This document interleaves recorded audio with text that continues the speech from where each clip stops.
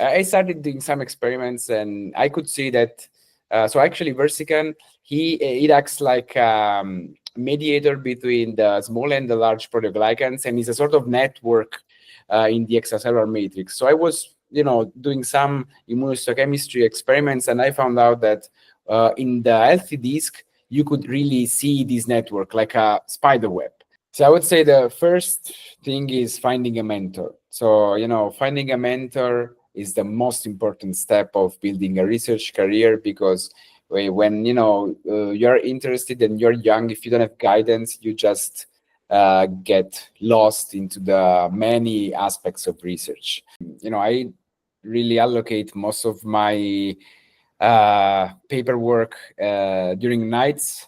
So usually my Wednesday is my research day.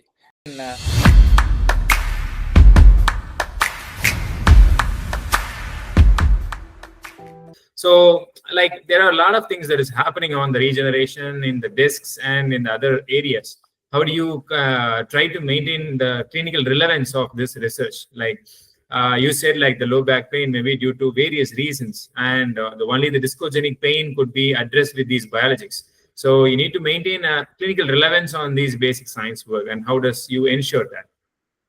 So, I think that whenever we design a basic science experiment, we should always take into consideration the clinical implication behind that. Mm-hmm. So there is a lot of really, interesting and refined basic research without any clinical meaning.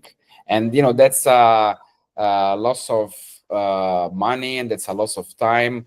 And sometimes, especially for the basic researchers, is also disappointing, because if they cannot see the real practical evolution of their work, they of course feel less motivated. So I've been always told that any basic research activity should always translate to a clinical advantage. So in that sense, it's mandatory to have a real-time dialogue between basic researchers and clinicians. I really learned that on my skin when I was a research fellow at Brigham and Women's Hospital in Boston. I remember that I was really interested into Versican. So Versican is a minor proteoglycan of the disc matrix. I really liked it because no one was studying that, and it had a fun name. So I started doing some experiments, and I could see that. So actually, Versican, it acts like mediator between the small and the large proteoglycans, and is a sort of network in the extracellular matrix. So I was, doing some immunohistochemistry experiments, and I found out that in the healthy disc, you could really see this network like a spider web. But when there was, disc degeneration, this spider web was completely broken, disrupted. And I remember that was really, I had a lot of fun, and I was really, I found something interesting. No? So I went to my boss, Professor James Kang, which is another huge name in the field. And he said, this is not going anywhere. You should stop. I said, well, I was, really shocked, because I thought I had results in my hand, and at that time I could not have the clinical, let's say, feeling, sense of what I was doing. So he said, this is not, curing low back pain. So for me, it was like a cold shower, but then I understood.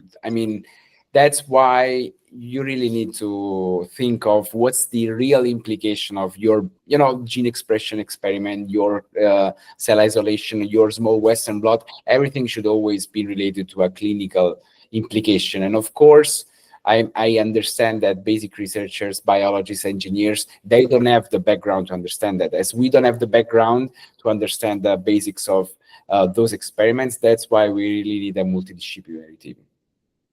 Okay, so it's always a teamwork between the clinicians and the basic science researchers that drives the project into clinical success. So that's the bottom line. So now we will investigate further into your clinical research team building aspects of it. So how do you build a research team, and how to inspire young colleagues into research based on your experience? Yeah, so this is a really nice question, because I saw our team really is, going from 2 members to 15, 20 now in the last 10 years. And of course, the most basic thing is getting funded, because of course, to increase the number of people working on a project, you need the funding. So first step is really, rude and practical, but you need to get the funding to include people. And then, once you get that, it's always nice to build a multidisciplinary team in which everyone can contribute and understand what the other one is doing. So in that sense, most important thing is putting together people with different skills and different interests, so that they can be, from one hand, thrilled by the other people and what they're doing. They can learn from them, and they can see the implications they could not see without that interaction.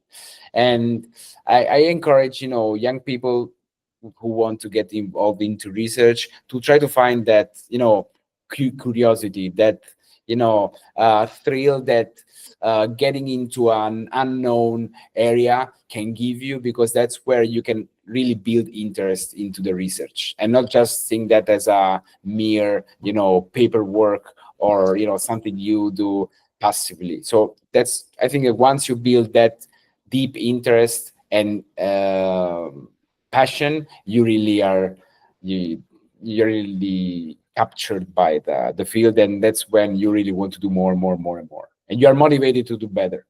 Yeah, I totally agree. Unless and until you have a passion, you cannot pursue research, because it is always time consuming.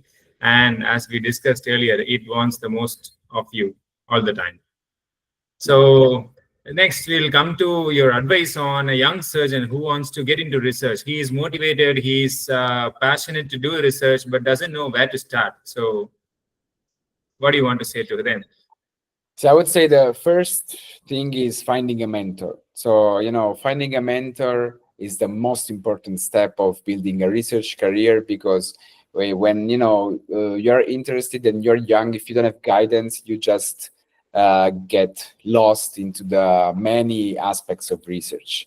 So, I think that any big academic centers has enough work from mentors for everyone. So I would say someone should find an area of interest which motivates him or her to be, involved into that area, and then finding a mentor who can really follow and educate him or her, and pushing him or her towards in a research career. So guidance and teamwork is the really main thing one should seek for when building a research career. Okay, thank you. Thank you so much. Wise thoughts. So what are your thoughts on interdisciplinary collaboration between like the biologists, data scientists, engineers, and clinicians? Yeah, we touched on that before. I think it's really the core of having a successful research team, because we have to put together different expertises and different skill sets to make it work, and to see the research question from different perspectives, because any of these professionals have different ways to approach that. So having that different approach can really open new avenues, maybe let you see things that you could not see from your own perspective. So I think it's really the main thing when building up a team, looking for people with different backgrounds, even cultural, ethnic, everything which is diverse can bring richness into the group. So that's the really main thing when building a team. Yeah, the more diverse your team is, the more better perspective of the problem you get. So that's a wonderful answer. So like if you want to name 3 skills that a young orthopedic surgeon must develop to build his academic career, what are they? So I would say first one is endurance. You really need a lot of patience, a lot of resistance, physical resistance to face the shifts, the surgery, the outpatients, and to keep up with the mental energy to stay into research. So I think that one really needs to develop that capacity to stay focused under pressure. because that's needed. And then curiosity is probably the most important thing. I mean, what the worst that can happen is that research gets automatic and something you must do and not you willing to do. So I think we should always look for something that thrills us and pushes us to look for more, seek for more, and just that feeling that pushes you in looking for an answer. That's really what drives probably the interest towards the research and gets you to good results. And then the third one is being just try to be always humble. So there are so many good people out there that can teach you things. The one bad thing that can happen is that once you start getting good results, you think you're a good one and you don't need anyone. That's the worst thing. So yeah, I really think that successful teams are the ones with more collaborations, and I really see the value of getting involved with people. I always look for someone better than me so that I can grow up with him or her, because that's what we really need. And the effort is always shared effort. So we cannot think of being by ourselves, and being humble is always something that keeps you a lot, both in research but also in surgery, where you cannot be forgiven of not being humble, because if something happens, so that's the mindset as surgeons and researchers we really must have always. That's nice ones. Being patient, being perseverant, and being humble. Those are the three key qualities to build a wonderful academic and a clinical career. Thank you so much for that. So how do you stay consistent with the publishing despite your clinical workload, as you have mentioned? Yeah, as I told you before, this is a lot of effort. And I really allocate most of my paperwork during nights. So usually my Wednesday is my research day. So we have our lab meeting in the morning, and I try to do my basic research experiments in the afternoon, and meeting deadlines and other meetings when possible, concentrating on that day. And usually I do my research stuff at night between 9 and 12. So I mean, it's not the healthiest. Yeah, I cannot see any other time of the week to do that. And I also regret that, because you're not always so clever at that time of the day. So I'm more a night person than a morning person. So I'm really productive at that time because I'm by myself. Everyone else is sleeping. So it's a good time of the day. Maybe I will not live more than 60, but that's what I usually do. Hope to do better for work-life balance. But another thing is also having a good team that can help you with the revision of the papers, with the submission and stuff. So again, I'm really lucky because I have a good student helping me, that I'm really educating a lot, and that's also helping me. Okay, thank you for that. So you said that you'll be writing a lot of proposals and grants, and even for journal submissions. So how do you handle the rejections from them? I mean, it's part of the game. It's never nice, but we all must disclose that we get more rejections than acceptance. So this is one of the taboo, but that's reality. As I told you, I think there are so many great researchers out there that you have to be with the right proposals, with the right proposal on the right time to get accepted, because maybe there's just someone better than you at that time, or maybe that proposal was not refined enough to be relevant. And I mean, we have to accept that with intelligence and get the comments from the reviewers with humbleness again.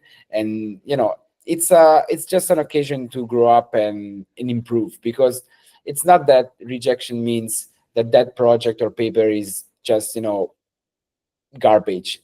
That maybe you need a better timing, you need to work on that. But I think that it's just part of the game. We have to accept that and do, and it should be a stimulus to do better. But I mean, we should not just stop and being disappointed by that. Okay. Thank you so much. So next we jump on to other avenues, like you having an international exposure. How is it shaping your academic career? So actually, in my career, I've been, lucky enough to travel a lot. Totally, I spent 6 months in the US, 3 months in Switzerland, 30 months in Japan, and recently 2 months in South Korea.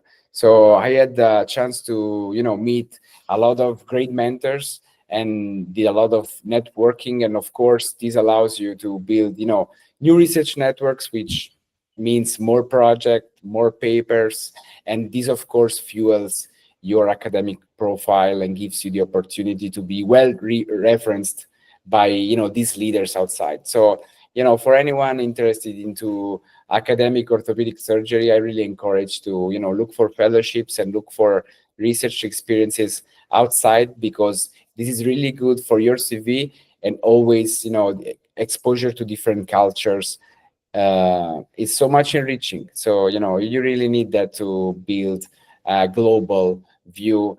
And I think that being global and accept the diversity is something that is needed in an academic environment. So this is really mandatory. Thank you so much. So in your travel around the world, did you see any exciting startups or any tools or any new implants you're keeping an eye on to look into the future?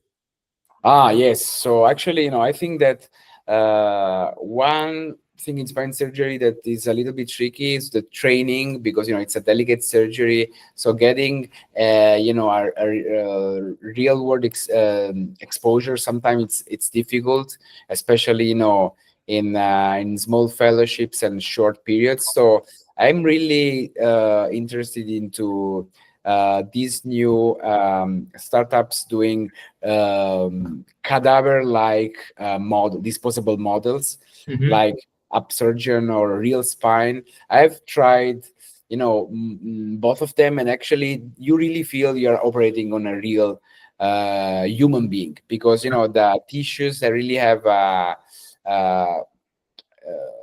consistency and quality that is close to the human, and you can even have the CSF and the blood. So that's even better than the cadavers, which doesn't exist. So I think that kind of technologies will really bring practical training forward in our field. And also also from the still from the training standpoint, there are some small companies like Sensory that they develop a sort of simulation training, in which you have these two handles that are really good for training into endoscopic spine surgery, because you just move your hands and you see on the screen what you would see from endoscopic screen. And that's also great, because anything that is not harmful for the patient, but on the other hand can help with training, is great to train the new generation of spine surgeons. So that's also another company that I'm looking into it. And also there are some others involved into osteobiologics, and one that is really interested is the recombinant human bone morphogenetic protein 2, but derived from E. coli. And this is a Korean product from CG Bio, I think, which has a better safety profile compared to BMP2, the classical BMP2, while retaining the clinical effectiveness. So since fusion is still an open field, I think that also these alternative osteobiologics will play a great role in the future of our field. Okay, those are very interesting things to look into in the future for their prospects. Okay, so if I'm a young orthopedic surgeon, like I'm from India and someone is from Africa, and they want to collaborate with you, with your team, so what should they do? Yeah, just reach out. I mean, we are really open to collaborations. As I told you, we have a lot of international relationships, and we really are convinced that this is the key to grow up So, whoever is interested, that just, reach out to me or to Professor Vadala. We're happy to host you and to show you around and to start a collaboration. Thank you. Thank you so much for the invitation to the global researchers being invited to your team. Okay, so we conclude this discussion session. So now we move into the rapid fire round, where you just tell me the answer, whatever that strikes your mind when I shoot down questions. Okay, so the first one is there one research tool that is a must-have for any researcher? What is that? I would say now is ChatGPT and large language models. They can help you with so many automatic tasks and give you so many insights, but one must be cautious because of course they cannot generate knowledge. You should always check the knowledge. They can help you, but they cannot replace you. Okay. One myth in spine surgery you want to bust? I would say that most non-spine surgeons say that spine surgery is not effective. Spine surgery is really effective, and we can have great outcomes when the indication is formulated properly. So that's our, I think, actual challenge, but it is a really successful surgery when properly done. Okay, thank you so much. So we heard your story as a surgeon, as a researcher. So if you have not been a surgeon or a researcher, what would you have been? I think as all children, I've had my fireman and astronaut phases when I was a child. But probably I would be a lawyer. So when I was to apply, for university, I was undecided between law and medicine. But then I got into medicine because I thought that was something I could not change. Law is something that is too up to the people who rule at that moment. So I wanted to help people, but then I would think that being a doctor would be more practical in that sense. Okay, I agree to that. Okay, if there is one surgery that you are able to do for the rest of your life, what would that be? It would be, I think, cervical ULBD. So I think that the power of endoscopic spine surgery in such a delicate district like the cervical spine, with this novel capacity of getting a great outcome without the need for fusion, it's so beautiful. So that would be cervical ULBD. Okay. So do you play music in your OR? Yeah, always. Okay. So whose music is that? It depends on my mood. So it could be, some jazz, could be some house music, could be some metal. It really depends on my, my mindset that day. Okay. But there is always music. Okay, there's always music. Okay, that's pleasure. Okay, so thanks, Luca, for all your patience and wonderful explanation for all the queries that we have put forth to you. And thank you so much for your time, being a wonderful guest to us and answering all of our queries to all of our readers who are just expecting and exploring the researching world and the clinical world and trying to make some difference in this patient care. So thank you so much for your time. Thank you for being a wonderful guest. Thank you so much. It was my pleasure. Thanks for having me. And I hope that this can help someone, Yeah, that's the motive. Thank you.